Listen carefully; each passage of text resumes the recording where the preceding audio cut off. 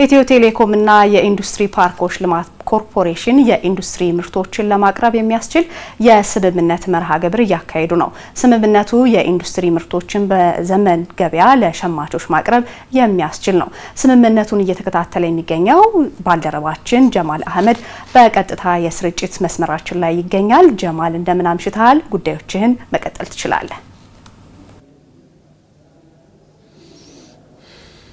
አመሰግናለሁ ዙፋን። አንቺም ቀደም ብለሽ በመግቢያሽ ላይ ለማንሳት እንደሞከርሽው ኢትዮ ቴሌኮም እና የኢንዱስትሪ ፓርኮች ልማት ኮርፖሬሽን የኢንዱስትሪ ምርቶችን በዘመን ገበያ ማቅረብ የሚያስችል የስምምነት መርሃ ግብር እያከናወኑ ነው የሚገኙ። ስምምነቱ እንግዲህ በዘመን ገበያ የኢንዱስትሪ ምርቶችን በማቅረብ ለሸማቾች ማቅረብ የሚያስችል ነው። እንግዲህ የሁለቱም ድርጅቶች ዋና ስራ አስፈጻሚ ተገኝተዋል። የኢትዮ ቴሌኮም ዋና ስራ አስፈጻሚ ፍሬህይወት ታምሩ እንዲሁም የኢንዱስትሪ ፓርኮች ልማት ኮርፖሬሽን ዋና ስራ አስፈጻሚ ፍስሐ ይታገሱን ጨምሮ ሌሎችም የሁለቱም ተቋማት ከፍተኛ የስራ ኃላፊዎች በዚህ የስምምነት መርሃ ግብር ላይ ተገኝተዋል። ኢትዮ ቴሌኮም እንግዲህ የኢትዮጵያን የዲጂታል ስርዓት በማዘመን ረገድ ከ7 ወራት በፊት የዘመን ገበያን አልምቶ ወደ ገበያ ማስገባቱ ይታወሳል።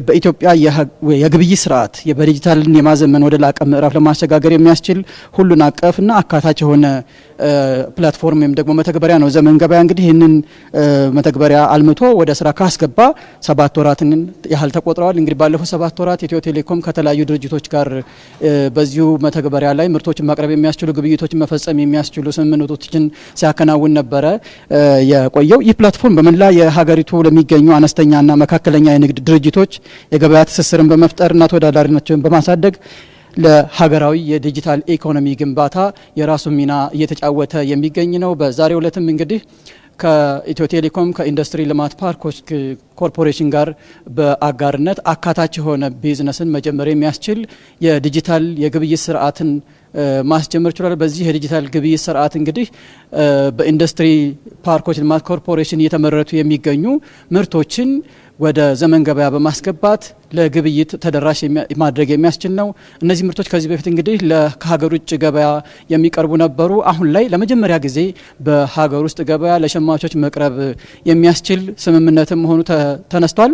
እንግዲህ ባለፉት ጊዜያት በኢትዮ ቴሌኮም እንደ ሀገር ማለት ነው በቴሌብር ሱፐር አፕ የሚሆን በዘመን ገበያን በማቅረብ የዲጂታል ኢኮኖሚ ግንባታን እያቀላጠፉ ከሚገኙ የቴክኖሎጂ ድርጅቶች መካከል አንዱ ነው ማለት ይቻላል። እንግዲህ በዚህ ስምምነት መሰረት ወደ ገበያ ይገባሉ ተብለው ከሚጠበቁ ምርቶች መካከል የጨርቃ ጨርቅና አልባሳት፣ የቆዳና ቆዳ ውጤቶች፣ የአግሮ ፕሮሰሲንግ ውጤቶች፣ የኤሌክትሮኒክስና የቴክኖሎጂ ምርቶች እንዲሁም መድኃኒት እና የሕክምና ግብአቶች፣ የኬሚካልና የግንባታ ግብአቶች እንዲሁም ሌሎችም የማኑፋክቸሪንግ ውጤቶች በዚህ ስምምነት መሰረት ለገበያ የሚቀርቡ ይሆናል።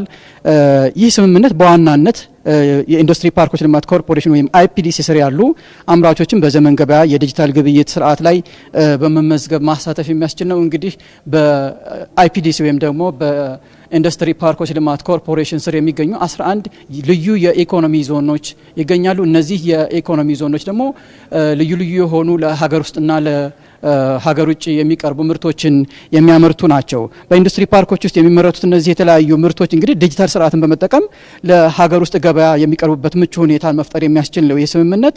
ከዚህ ባለፈ የሎጂስቲክስ የስርዓት አስተዳደርና የዲጂታል ክፍያ ስርዓትን ተግባራዊ ማድረግ የሚያስችል ነው። በኢንዱስትሪ ፓርኮች ስነ ምህዳር ውስጥም የዲጂታል ትራንስፎርሜሽን ትግበራን በአስተማማኝ ሁኔታ ለመተግበር መልካም እድልን የሚፈጥር ነው። ከዚህ ባሻገር ይህ የትብብር ማዕቀፍ በኢንዱስትሪ ፓርኮች ውስጥ የሚገኙ አምራቾችን የዲጂታል ክህሎት በመስጠት ተወዳዳሪ ምርቶችን ይዘው መቅረብ የሚያስችሉ ናቸው። እንግዲህ ዲጂታል እና ከዚያም ባሻገር የ2028 ስትራቴጂን ቀርጾ እየተንቀሳቀሰ የሚገኘው ኢትዮ ቴሌኮም የአምራች ኢንዱስትሪውን ዘርፍና አጠቃላይ የንግድ ስነ ምህዳሩን በማዘመን ይበልጥ አካታችና ተደራሽ ለማድረግ እየሰራ ይገኛል። ለንግዱ ማህበረሰብም ለሸማቹ አስተማማኝና ቀልጣፋ አገልግሎትን ለመስጠት የሚያስችሉ የተለያዩ ስራዎችን በመስራት ላይ ነው የሚገኘው። ዘመን ገበያ ደግሞ የኢትዮ ቴሌኮም ሰፊ የዲጂታል መሰረተ ልማት የኢንተርኔትና የስማርት ስልኮችን ተደራሽነት እንዲሁም የቴሌብር ሱፐር አፕን ወይም ደግሞ ስነ ምህዳርን በመጠቀም እየሰራ